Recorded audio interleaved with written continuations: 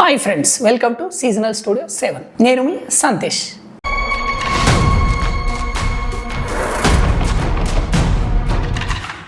ఒకవేళ మీ దగ్గరికి ఎవరైనా వచ్చి నేను మీకు ఇప్పుడే 100 కోట్లు ఇస్తాను, కానీ ఒకే ఒక కండిషన్, రేపు ఉదయం మీరు సజీవంగా నిద్రలేవరు అని చెబితే మీరు ఆ 100 కోట్లను తీసుకుంటారా? ఖచ్చితంగా తీసుకోరు కదా. ఎందుకంటే రేపు ఉదయం మనం ప్రాణాలతో నిద్ర లేవడం అనేది ఆ 100 కోట్ల రూపాయల కంటే చాలా ఖరీదైనది. మరి అంత విలువైన జీవితాన్ని ప్రతిరోజు మనం ఎందుకు అంత ఈజీగా వృధా చేస్తున్నాం? మనం చాలాసార్లు అనుకుంటాం మనం చావుతో లేదా జీవితంతో పోరాడుతున్నామని. కానీ నిజానికి మనం పోరాడాల్సింది జీవితంతో కాదు, సమయంతో.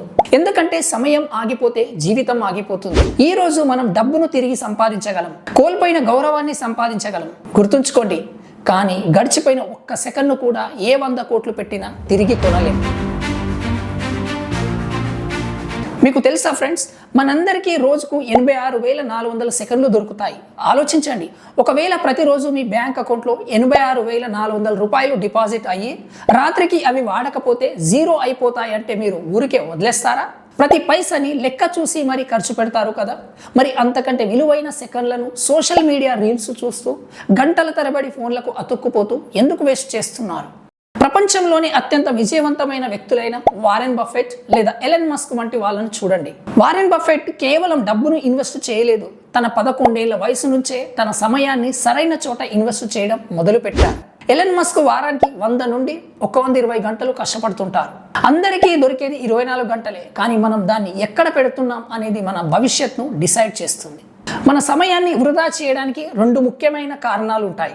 First one, lack of energy. Mood లేదు, ఓపిక లేదు అని వాయిదా వేయడం. ఇందులో ఒక పోయం ఉంది కబీర్ది, కల్ కరేసో ఆజ్ కరో, ఆజ్ కరేసో అబ్ కరో. అంటే దాని మీనింగ్ వచ్చేసి, రేపు చేసే పని ఈరోజు చేయు, ఈ రోజు పని ఇప్పుడే చేయను. కానీ ప్రజెంట్ జనరేషన్ ఎలా ఉంది? ఇప్పటి పని తర్వాత చేద్దాం, తర్వాత పని రేపు చేద్దాం, రేపటిది చాలా రోజులు చాలా సంవత్సరాలు బతుకుతాం కదా అని చేస్తుంటాం. ఇక second one, lack of purpose. జీవితంలో సరైన లక్ష్యం లేకపోవడం వల్ల సమయాన్ని ఎక్కడ పెట్టాలో తెలియకపోవడం. సరే, సమయాన్ని వృధా చేయకూడదు అని అర్థమైంది. మరి ఈ కాలం అనే గుర్రాన్ని మనం ఎలా కంట్రోల్ చేయాలి? దీనికోసం ప్రపంచంలోనే అత్యుత్తమైన యూనివర్సిటీ హార్వర్డ్ ఒక అద్భుతమైన టెక్నిక్ను ప్రూవ్ చేసింది. అదే టైం బాక్సింగ్ టెక్నిక్. చాలా మంది టు డూ లిస్ట్ రాస్తుంటారు, కానీ పెద్ద లిస్టు చూడగానే మన మైండ్ కన్ఫ్యూజ్ అయిపోతుంది. అందుకే పనులను కేవలం రాయడమే కాదు, వాటిని సమయంతో పాటు ప్యాక్ చేయాలి. అంటే నేను ఉదయం 9 నుండి 10 గంటల వరకు ఈ పని మాత్రమే చేస్తాను, లేదా 1 నుంచి 3 గంటల వరకు ఇదే పని చేస్తాను అని ఒక టైం బాక్స్ క్రియేట్ చేసుకోవాలి. దీంతో పాటు మీ లక్ష్యాలు ఎప్పుడు స్మార్ట్గా ఉండాలి. ఇక్కడ స్మార్ట్ అంటే ఎస్, స్పెసిఫిక్, మీ గోల్ స్పష్టంగా ఉండాలి. ఎం, మెజరబుల్, దాన్ని కొలవగలగాలి, అంటే ఎంత సమయంలో ఫినిష్ అవుతుంది. నెక్స్ట్ ఏ, అచీవబుల్, అది ఆ సమయంలో సాధ్యమయ్యేలా ఉండాలి. ఆర్, రిలెవెంట్, అది మీ జీవితానికి నిజంగా ఉపయోగపడేదై ఉండాలి. ఇక లాస్ట్ టీ, టైం బౌండ్, దానికి ఒక స్టార్టింగ్ మరియు ఎండింగ్ టైం అనేది ఉండాలి.